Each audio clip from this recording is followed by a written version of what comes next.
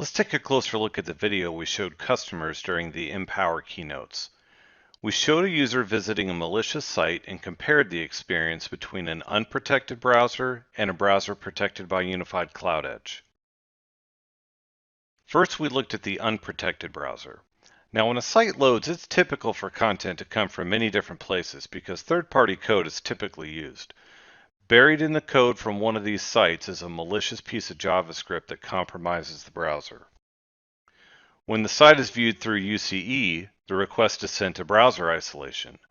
This causes the page to load in a temporary browser instance in a McAfee data center, and the user's local browser remotely views what's happening in the isolated browser.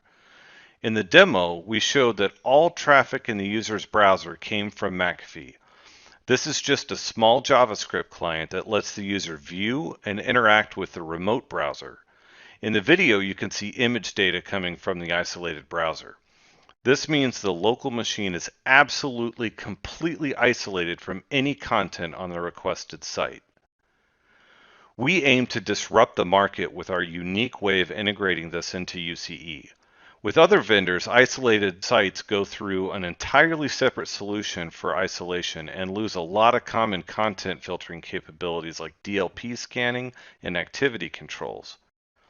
McAfee has made browser isolation an integral part of UCE and can leverage this new technology without forfeiting other policy enforcement capabilities such as DLP and other content filtering policies. It's important to note that we offer two versions of browser isolation: Risky Web, included at no additional charge, and Full Isolation, which is available as a paid add-on.